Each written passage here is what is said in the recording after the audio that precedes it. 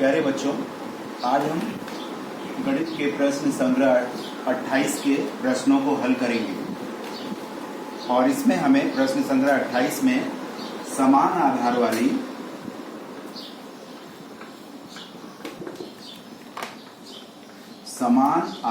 वाली घातांकित संख्याओं का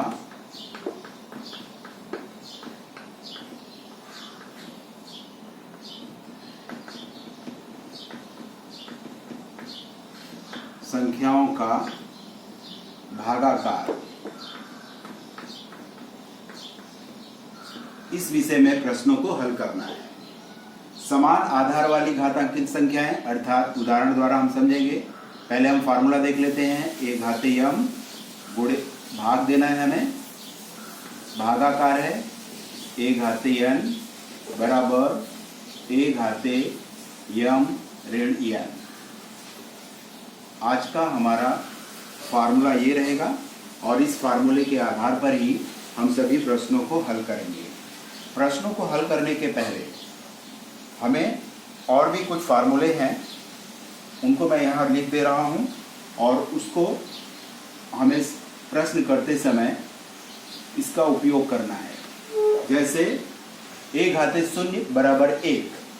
a यानी कोई भी संख्या रहेगी जो शून्य न हो, बाकी कोई भी संख्या a है, अगर उसका घात 0 है तो उसका मान हमेशा 1 होता है। दूसरा है a घाते ऋण यम बराबर a घाते 1/a घाते यम। यहाँ पे यम जो है धन पूर्णांक संख्या है और a जो है शून्येतर संख्या है, यानी a जो है शून्य नहीं होना चाहिए, तो उसका मान हमेशा ये आएगा। इसके अलावा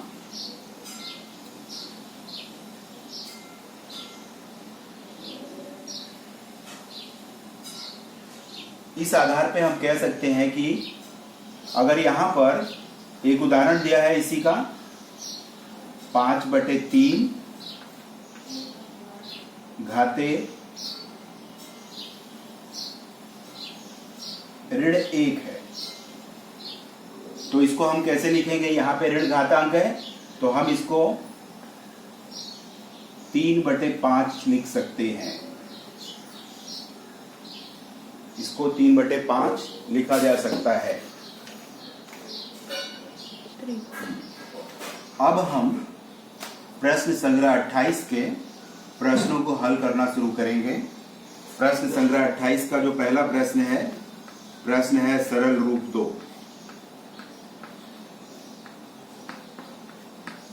पहले प्रश्न हमको दिया हुआ है a घाते 6 भागे a घाते 4। अब इसको हमको हल करना है। इस प्रश्न में हम देख रहे हैं कि दोनों का आधार समान है। जब आधार समान है तो हमारा जो ये फार्मूला है, इस फार्मूले के अनुसार क्या हो जाएगा? भागाकार है, समान घातांक वाली संख्याएं हैं, समान आधार वाली संख्याएं हैं, इनके घात अलग अलग हैं, तो हमको ये इस फार्मूले के अनुसार हो जाएगा। यानी हम इसको लिखेंगे यहाँ पे a घाते 6, फिर से यहाँ थोड़ी जगह कम पड़ रही है तो मैं इसे आगे लिख देता हूँ, a घाते 6 ऋण 4 और इसका मान आ जाएगा a घाते 2। तो इस प्रकार से हमने पहला प्रश्न किया। अभी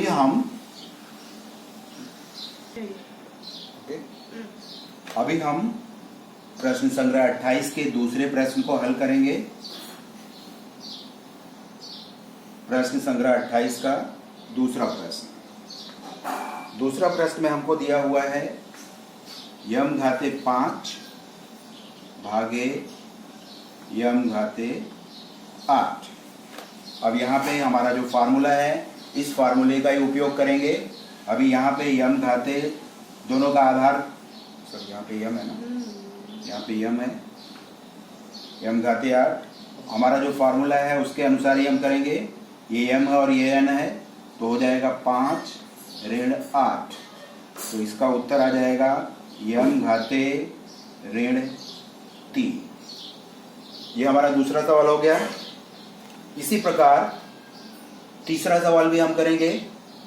तुम चाहो तो इसका स्क्रीनशॉट ले लो, बाद में तुम लोग लिख लेना। तीसरा सवाल हम करेंगे अभी। ओके, ये समझा ना सभी को? आगे हम तीसरा सवाल करते हैं।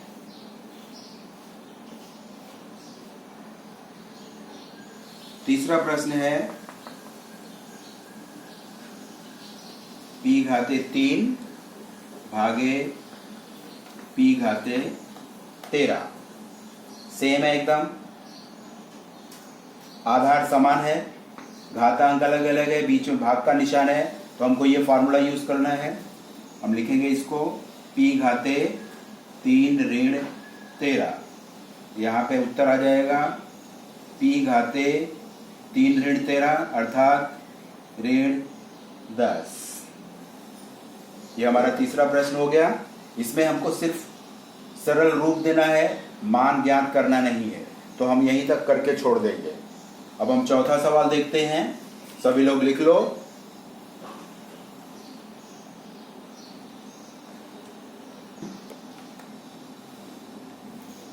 चौथा सवाल हम देखेंगे।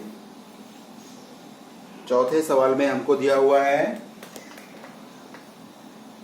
x घाते 10 भागे x घाते 10। अब यहाँ पे देखो, आधार समान है दोनों का, घातांक भी समान है, लेकिन हमको ये फॉर्मूला का यूज करना है जब भाग रहे तो, यानी x घाते 10 ऋण 10, x घाते 0। x घाते 0 आएगा, हमको सरल रूप दे करके छोड़ना है। अगर मान ज्ञात करना होता तो इसका मान 1 आता। तो इस प्रकार से हमने प्रश्न संग्रह 28 के पहला प्रश्न सरल रूप को, 4 प्रश्न थे, चारों प्रश्न को हमने हल किया। और आगे हम देखेंगे दूसरा प्रश्न। अभी हम प्रश्न संग्रह 28 के दूसरा प्रश्न मान ज्ञात करो को करेंगे। मान करो, मान ज्ञात करो में पहला प्रश्न है ऋण 7 घाते 12 भागे ऋण 7 घाते 12। अभी हम यहाँ पे देखते हैं दोनों के आधार समान हैं, बीच में भाग का निशान है। तो हम अपना फार्मूला जो यूज करते आ रहे हैं उसी के अनुसार हम करेंगे। तो ऋण 7 यहाँ हम लिखेंगे और यहाँ पे आधार को घटा देंगे। 12 ऋण 12 हो जाएगा। 12 ऋण 12 शून्य होता है, ऋण 7 घाते 0।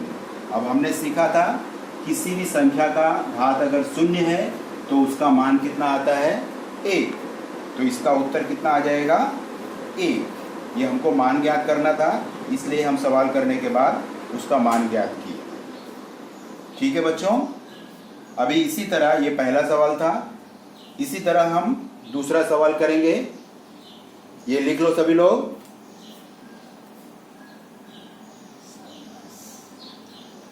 अभी हम दूसरा सवाल करेंगे। दूसरे सवाल में हमको देखो क्या दिया है, 7 घाते 5 भागे 7 घाते 3। सेम फार्मूला, आधार समान है, घातांक अलग अलग है, बीच में भाग का निशान है। सेम फार्मूला हम यूज करेंगे यहाँ पे, यानी 7 घाते 5 ऋण 3 घटाना हो जाएगा। यहाँ पे हो गया 5 ऋण 3 कितना होता है? 2। 7 घाते 2 हो गया। 7 घाते 2 का मतलब 7 गुणे 7, 2 बार 7 रहेगा, गुणा होगा, 7 सते 49।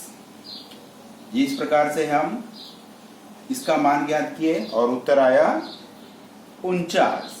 सभी लोग इसको लिख लेंगे और फिर हम अगले सवाल की तैयारी करते हैं। सब लोग लिख लो। सभी लोग बराबर का निशान लगाएंगे, बराबर इस तरह से। अब हम तीसरा सवाल करेंगे।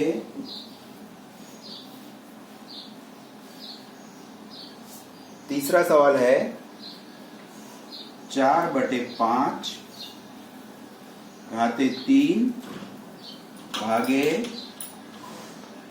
4/5 घाते 2।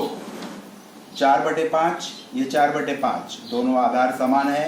इस प्रकार से घातांक अलग अलग है, ये फार्मूला हम यूज करेंगे हमेशा की तरह। 4/5 घातांक घट जाएंगे, 3 ऋण 2 हो जाएगा और यहाँ पे हो जाएगा 4/5, 3 में से 2 गया 1। हमने पढ़ा था किसी का भी घातांक 1 हो तो वही संख्या आती है, यानी 4/5 ही इसका उत्तर आएगा।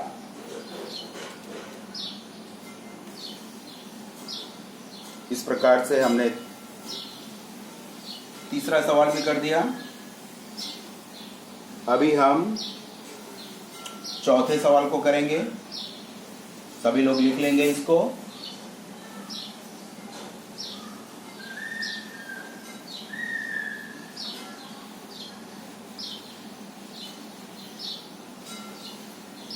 अभी प्रश्न संग्रह 2 का 28 का दूसरा सवाल का चौथा सवाल। 4 घाते 7 भागे 4 घाते 5। सेम हमारा फार्मूला यही, 4 घाते 7 ऋण 5 घटाना हो जाएगा यहाँ पे, और ये हो जाएगा 4 घाते 7 में से 5 गया 2। 4 घाते 2 अर्थात 4 गुणे 4 अर्थात 4 चौक 16। इसका उत्तर आ जाएगा 16। इस प्रकार से हमने प्रश्न संग्रह 28 के सभी प्रश्नों को हल कर दिया है।